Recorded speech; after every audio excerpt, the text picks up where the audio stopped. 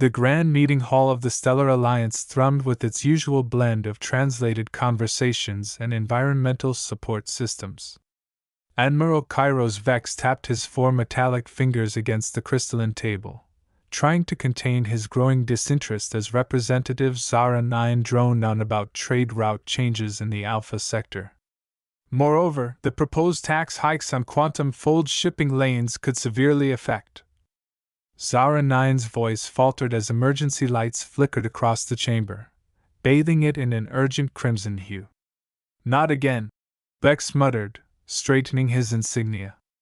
Council meetings were already grueling without interruptions. High Commander Tyran stormed into the chamber, her usually pristine silver scales now ruffled. Earth has gone silent, she declared, her voice trembling, causing Vex's antennae to twitch. A murmur rippled through the room. Vex noticed several representatives roll their eyes or check their datapads, showing clear indifference. The humans, huh?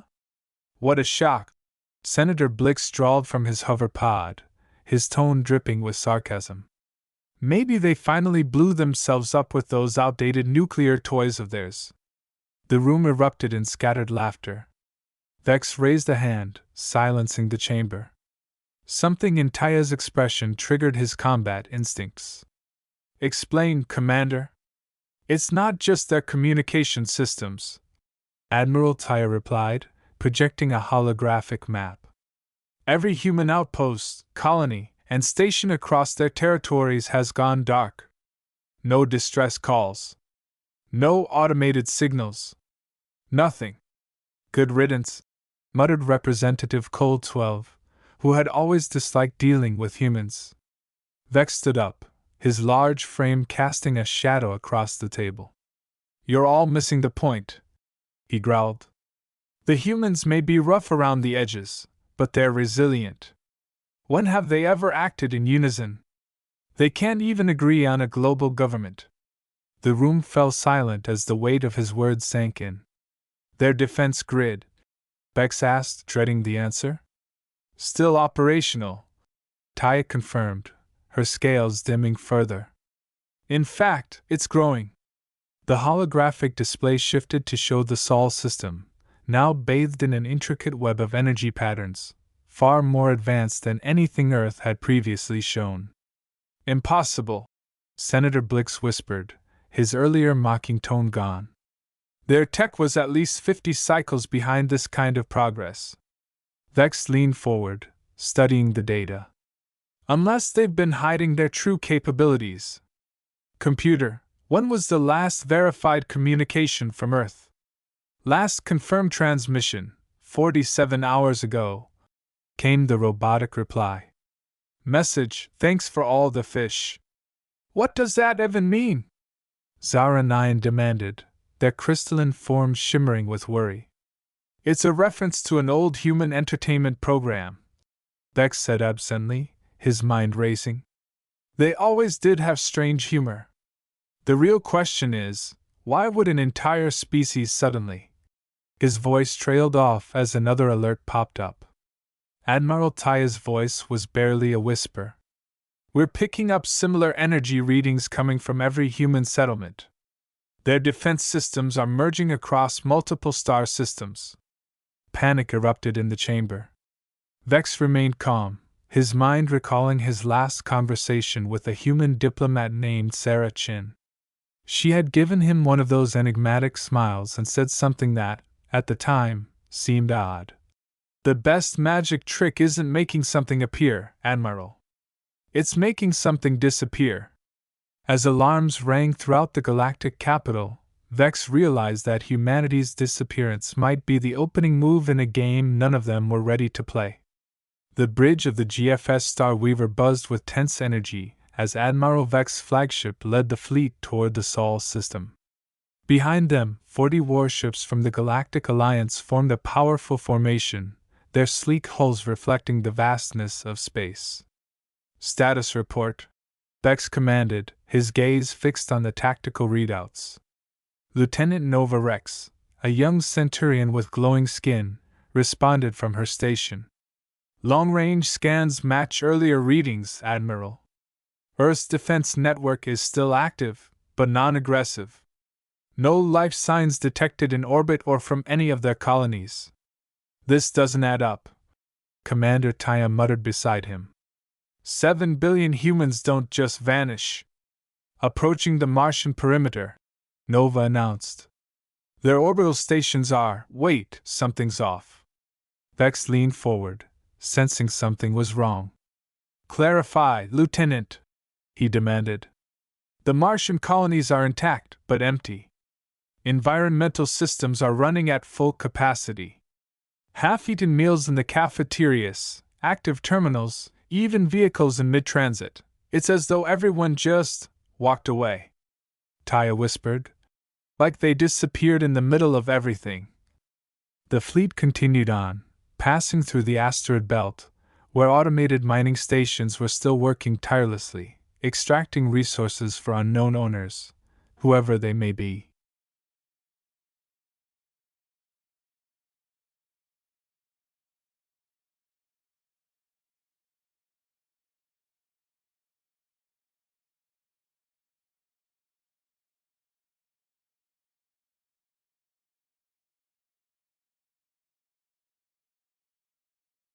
Each new discovery added to the unsettling mystery. Admiral Kiera's voice wavered with concern as multiple defense platforms activated, their hidden network of satellites materializing around the fleet in an intricate geometric pattern. These platforms were clearly of human creation, yet the technology was unlike anything Kellen had ever encountered. Weapon status? He demanded. None detected, sir, came the response.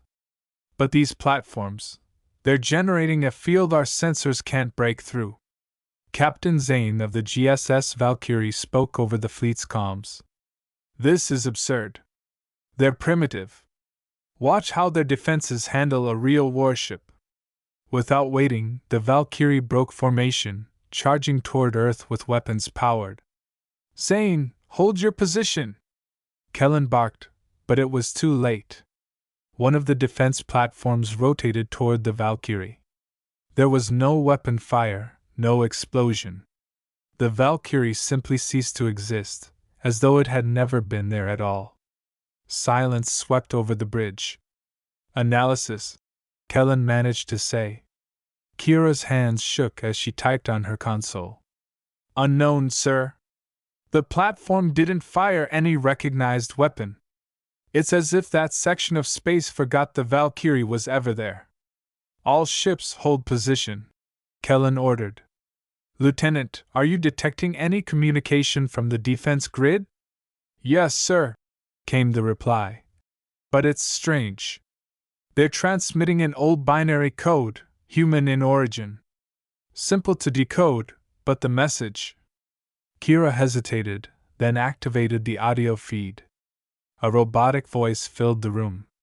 Parking violation. Vehicle towed. Please contact municipal authorities for retrieval information. Tessa, with her 4 eyes blinking in confusion, said, They turned a warship into a parking ticket? Typical human humor. Kellen scowled. Always laughing in the face of danger. Kira interrupted, her voice urgent. Sir, scan for quantum signatures. The humans were researching quantum entanglement before they vanished. Do it, Kellen ordered. Kiera's fingers danced over her console. Confirmed, sir. The platforms are quantum linked. And the network extends far beyond Earth. It's tied to everything they ever built.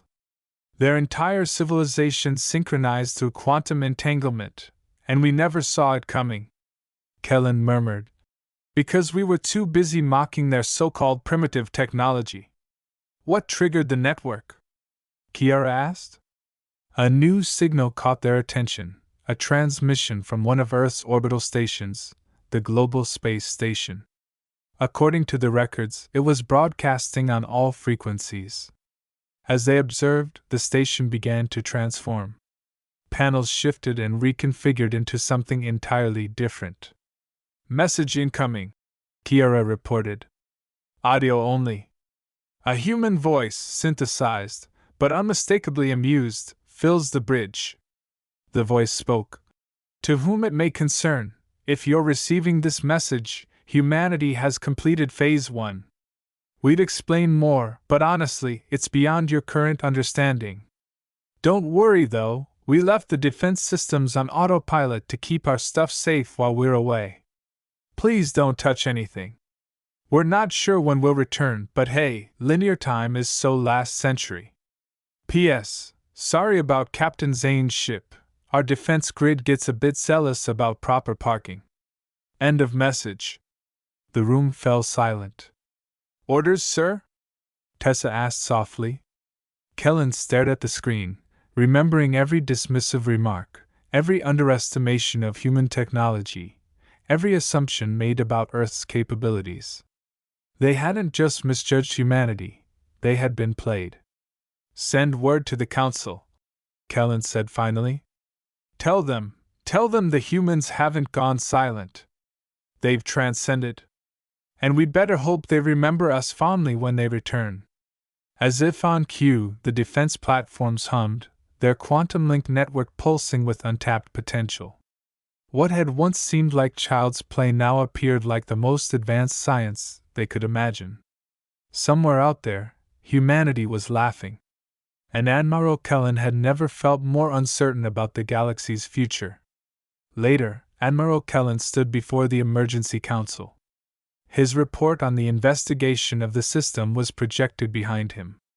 Once filled with laughter at the expense of humans, the chamber was now thick with anxious energy. 10 years ago, Kellen began, Earth's first faster-than-light ship crashed into our outpost on Proxima 9. The pilot, Alexis Reyes, stepped out of the wreckage, looked at our security team, and said, "Whoops, still learning how to park." The memory sparked more moments, and Kellen reflected on past incidents that should have been warning signs. 8 years ago at the Rielian Trade Summit, Ambassador Alara showed up in a vessel they called the Rustling Rook, held together with makeshift repairs. Our engineers laughed at it. 3 months later, that same ship outran a pursuing Thraxian fleet by, well, accidentally creating a localized temporal distortion. Murmurs filled the chamber. Surely their military capabilities were assessed, Representative Zara said nervously. Kellen snorted. Oh, we assessed them all right. The Battle of Fane's Reach. Human forces, outnumbered 10-1 by the Thraxians, won by broadcasting an odd piece of music, a song called Never Gonna Let You Down. Half of the Thraxian fleet shut down, infected by what humans later called a meme virus. Impossible, Senator Breyer protested. No species could advance that quickly. Maybe they weren't advancing at all, Commander Tessa interjected from her seat. Maybe they were revealing their true capabilities piece by piece. Nova Rex brought up historical footage of the Titan mining dispute. Human negotiator Jack Reynolds once brought a video game controller to a mining summit. While playing, he negotiated mining rights for the entire Titan belt. At the time, we thought he was being flippant, Tessa added. Now I wonder if he was controlling their quantum network through the game. The display shifted to footage of Mars's terraforming project. Hundreds of machines, primitive by galactic standards, transformed the red planet's atmosphere. The Council had mocked Earth's brute force approach. Look there, Kellen pointed. The energy signatures matched the defense network that took out the Valkyrie. They weren't terraforming Mars. They were building a quantum transmitter disguised as environmental processors. An alert flashed across the screens. Reports flooded in from across the galaxy. Every human trading post, every research facility, every piece of Earth technology was transforming, revealing hidden layers of advancement. Kira's voice cut through the tension. They had a saying, hide in plain sight. Their warfare strategies never made sense. Indeed, Kellen continued. During the Proxima conflict, a human destroyer faced 3 Thraxian dreadnoughts. Captain Helena Smith ordered her crew to play dead as the Thraxians closed in. Then, just as they moved to capture the ship, It vanished, reappearing behind the Thraxian fleet. How? Senator Breyer demanded. No known technology could have done that, Kellen replied. And now, the security systems in this very chamber are activating, matching the human quantum signature. They've been in our systems all along, Kiara whispered. Panic broke out in the chamber. Representatives from various species shouted, calling for military action or peaceful negotiations. 2 years ago, Kellen remembered they had approved a request to build a small quantum lab at the Arcturus Research Station. At the time, they believed their understanding of quantum mechanics was primitive. Now, the station had activated, revealing its true form, an enormous, incomprehensible structure. See for yourselves, Kellen said grimly, as the screen displayed the transformation. Tessa spoke again, recalling something one of the station's scientists had said. The best way to hide something isn't to make it invisible, but to make people think they're seeing everything, while showing them nothing. Humanity mastered deception, Kellen concluded. Every blunder, every so-called primitive design was part of their plan.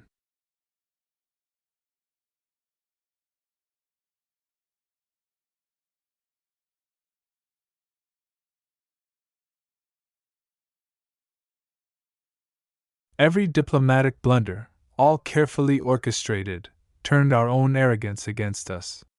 We were so busy mocking their apparent incompetence that we failed to see them building something far beyond our understanding. The chamber's lights flickered, and for a brief moment, every monitor displayed the same message. Loading next level, please wait. As the lights stabilized, Nova's scans revealed that the message had appeared simultaneously on every human-made device across the galaxy. The quantum network was expanding, each node awakening to reveal hidden capabilities, waiting for this very moment. The humans aren't gone, Beck said, his voice breaking the eerie silence. They've ascended. And they left behind automated defenses powerful enough to control the entire galaxy. He paused. The question isn't where they went. The question is, what do we do now that we know we were never really in control? No one had an answer.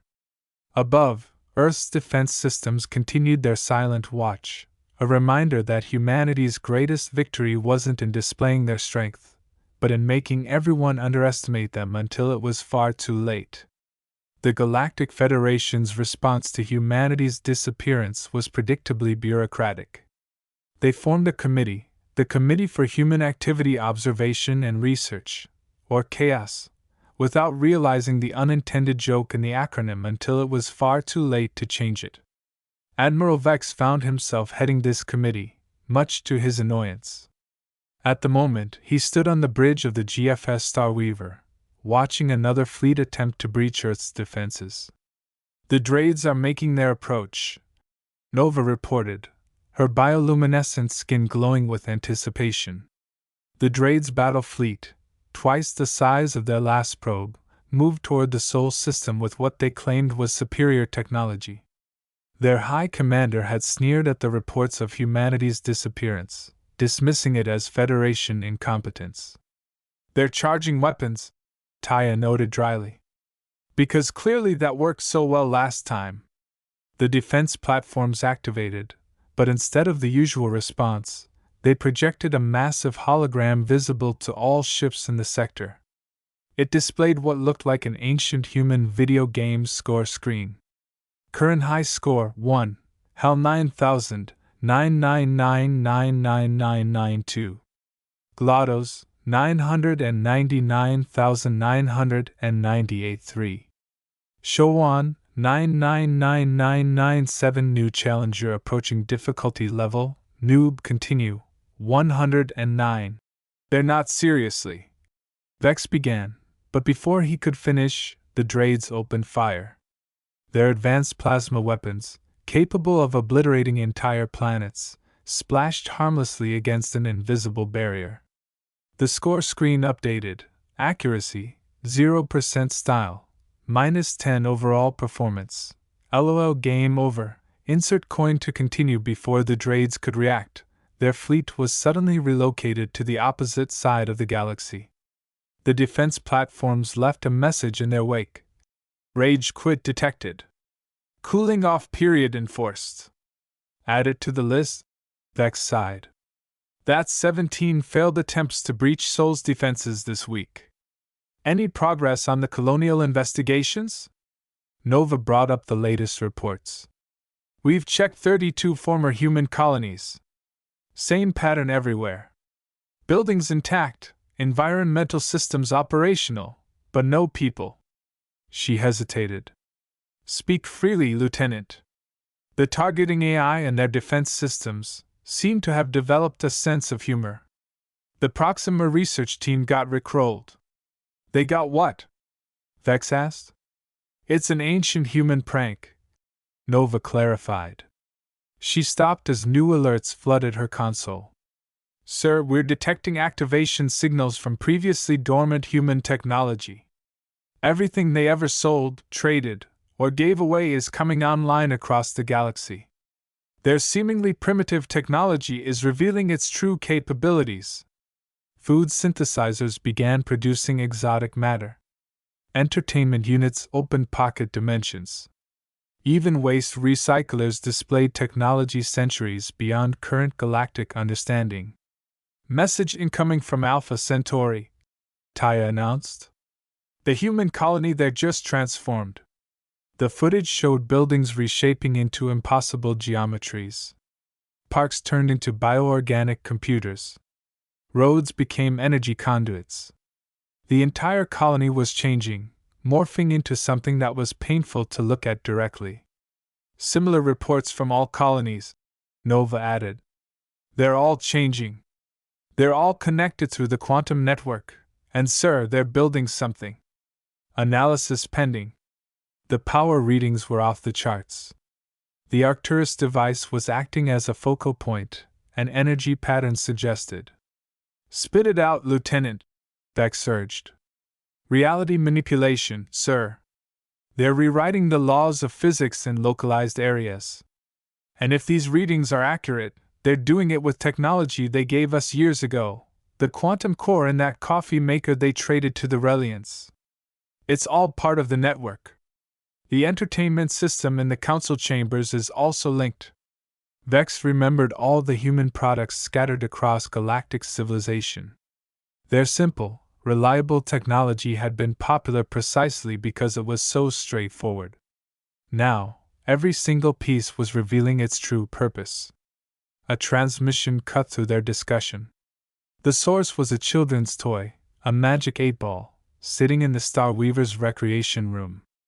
Its simple display now showed complex quantum calculations. Loading Universe Patch 2.0 updating physics engine. Please do not turn off your reality during this process. They turned the entire galaxy into a computer network, Taya whispered. Every piece of technology they distributed, every colony they built, this was never about expansion or trade, Vex concluded. They were building components and hiding them in plain sight. All this time, we thought we were containing their expansion. They were already everywhere. Reports flooded in from across the galaxy. The hive mind of Alpha Centauri reported that its collective consciousness was being copied and archived by a human mood ring. The quantum architects of Vega discovered their most advanced AI having a philosophical debate with a human toaster. The Drachnid Emperor himself reported that his throne, a gift from Earth's diplomatic corps, had started offering helpful governance suggestions in between making breakfast. Sir? Nova's voice cracked as a new transmission came through. It's being broadcast from every human device, simultaneously. The message was simple, yet it sent chills through every species that received it. Tutorial level complete. Advanced gameplay unlocked. Spectator mode engaged. They're watching us, Vex realized. Everything they left behind, every piece of technology, every transformed colony, their observation posts, we aren't containing them. We're being contained. The question now was, what were they waiting for? As if in response, every human device across the galaxy played a sound Vex had learned to dread: the human laugh track. A chorus of recorded amusement that seemed to say, "You're all missing the biggest joke of all." The Galactic Council's Central Archive, a massive structure containing the combined knowledge of 1,000 species, had never been so silent.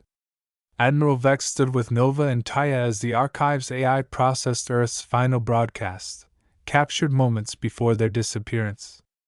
"Decryption complete," the AI announced. "Warning: message contains embedded quantum data patterns. Playback may alter local reality. Proceed," Vex ordered, gripping his chair as the holographic display activated. A human appeared, Dr. Marcus Jung, Earth's chief science officer. He sat at a desk cluttered with children's toys and fast food wrappers.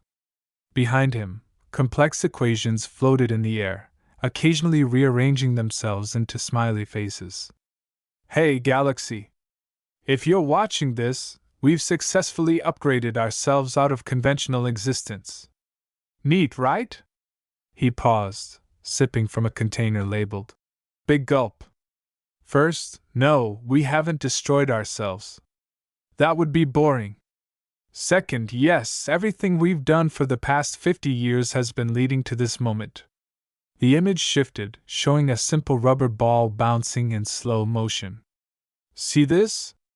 While you were all focused on our spaceships and weapons, we cracked the universe's source code.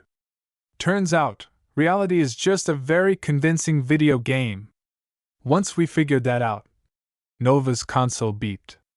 "Sir, the quantum signatures are changing.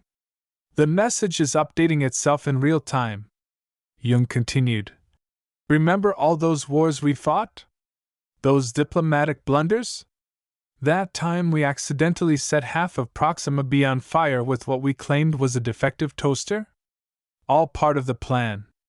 We needed you looking at our right hand while our left hand reprogrammed the universe." The image split, showing hundreds of seemingly mundane human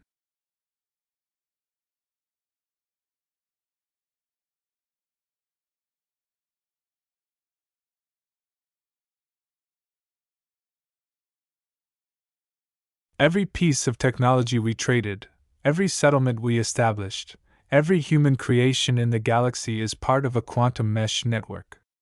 Thanks for helping us distribute our reality-altering tools, by the way. We really couldn't have done it without you all thinking we were just cute, simple creatures who made dependable toasters." Sir Taya interrupted.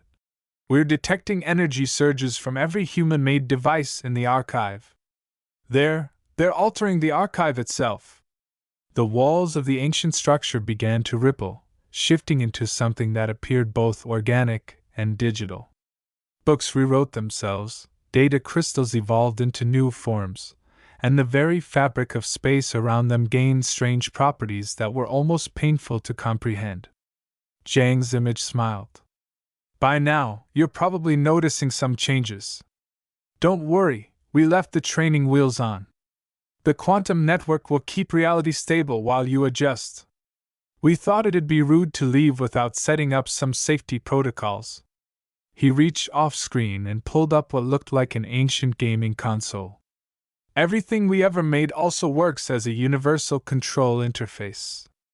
That microwave we gave to the Council? It can alter probability. The toys we gave to the DRAnids? Simple matter manipulation tools. That karaoke machine in the Relian embassy? It can rewrite the laws of thermodynamics, but only while playing Don't Stop Believin'. Vex watched in awe as the message continued, each revelation more mind-blowing than the last. The humans hadn't just outgrown their limitations, they had completely altered the very nature of existence. "Now you're probably wondering where we went," Zhang continued. "The short answer? Up. The long answer involves 11 dimensions, nonlinear time, and a complete restructuring of our consciousness into forms you can't even begin to perceive. But don't worry, we left plenty of notes." The display showed a simple instruction manual titled "So You've Discovered Your Reality is Mutable," A Beginner's Guide to Universal Programming. Here's the deal, Zhang said, his image now floating in impossible geometries. We've moved on to bigger and better things, but we're not abandoning you. Think of this as a graduation gift for the galaxy. We've unlocked the developer console for you. The quantum network will stop any catastrophic mistakes while you learn. The defense systems will keep the peace, and every piece of human technology is now a tutorial system. Nova's console turned into a floating sphere of pure information. Sir, I can see the code. The base code of reality. It's beautiful. Oh, and one more thing, Zhang added with a grin. Remember all those human entertainment videos we shared? The ones about digital worlds, simulated realities, and ascending beyond normal space-time? Those weren't fiction. They were instruction manuals. We figured the best way to hide the truth was to make it look like entertainment. The message shifted again, now showing a simple text prompt. Humanity has completed the tutorial. Current status, ascended. Galaxy status, sandbox mode enabled. Difficulty level adjusting to user experience. Autosave enabled. Don't worry too much about finding us, Zhang concluded. When you're ready, when you've learned to see reality for what it really is, you'll know where we went. Until then, have fun with the new toys. Just remember the most important rule of universal programming: always back up your reality before installing major patches. The message ended, but the changes it triggered continued to ripple across the galaxy. Human technology kept evolving, revealing hidden layers of complexity and power that had always been there, waiting for the right moment.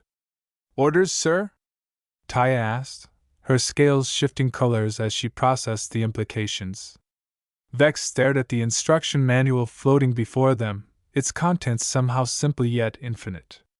Send word to every species in the galaxy. Tell them the humans haven't abandoned us.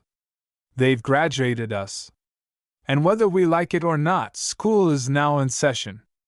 As if in response, every human device in the archive played a cheerful startup sound, and a message appeared. Welcome to Reality 2.0, brought to you by humanity. Because sometimes, the best way to win the game is to change the rules. 3 weeks after Earth's final message, the galaxy descended into organized chaos. Admiral Vex watched from the transformed council chambers as reports poured in from every sector. The once pristine hall now resembled a mix of a quantum computer and a living organism, its walls occasionally showing random cat videos for no reason. Status report, he commanded, trying to stay composed.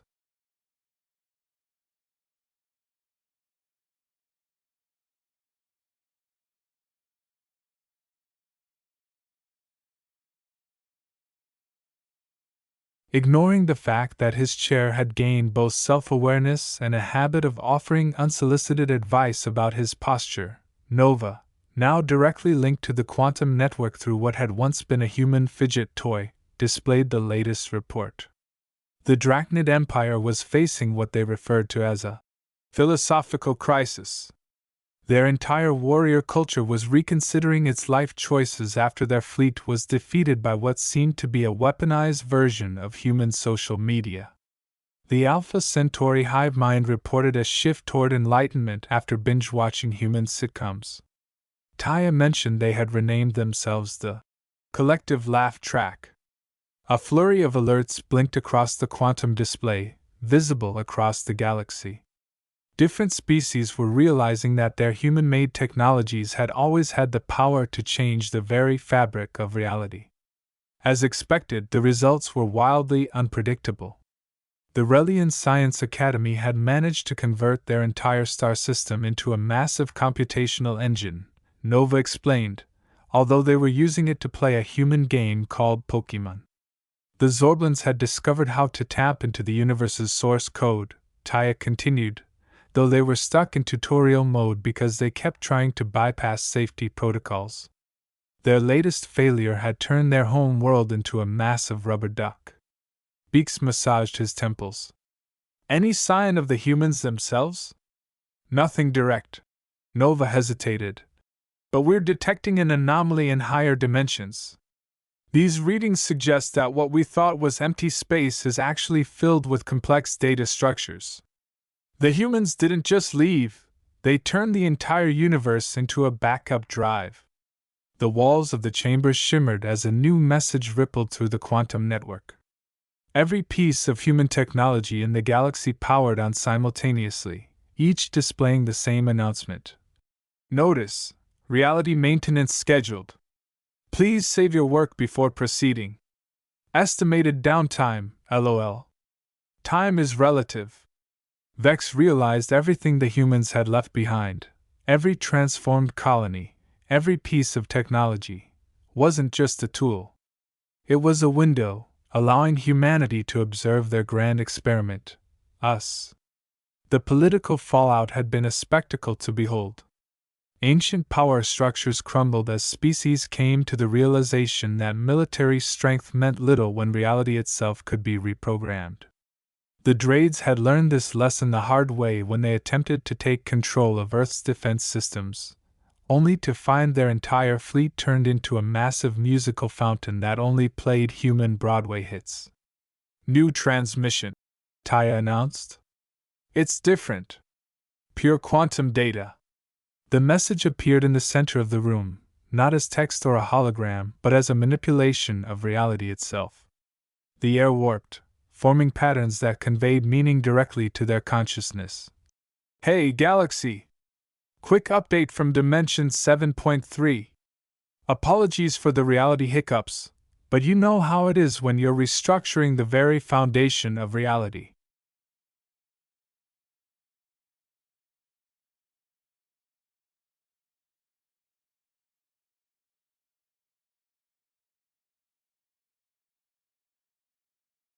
We realized there were a few things we should clear up. First, yes, we can see you. No, we're not judging. Well, maybe just a little, especially you, DRA-NIDS. Second, the quantum network is basically like the training wheels for the universe. You can't really mess up reality too badly while it's running. Though, credit to the Zorians for that rubber duck thing, we're keeping it. Third, all those human videos about AIs taking over and wiping out civilizations. Yeah, those are basically guides on what not to do. Seriously. Fourth, the defense systems aren't just for show. They're there to stop anyone from accidentally deleting the entire universe while they learn to manipulate reality again. Looking at you, Drake. Fifth, when you're ready to join us, you'll know. Until then, enjoy the sandbox mode we set up. We left a lot of surprises for you to discover. P.S. Whoever keeps trying to use the quantum network to download more RAM, please stop. That's not how this works. That's not how anything works. The message faded, leaving behind a warm, amused feeling, like parents watching their kids take their first steps. I think I get it now, Sir Nova said softly. We thought we were keeping them in check, studying them, controlling them, but in reality, they were teaching us. Every simple piece of technology they shared, every diplomatic misstep, it was all part of the lesson plan. Vex nodded, finally understanding.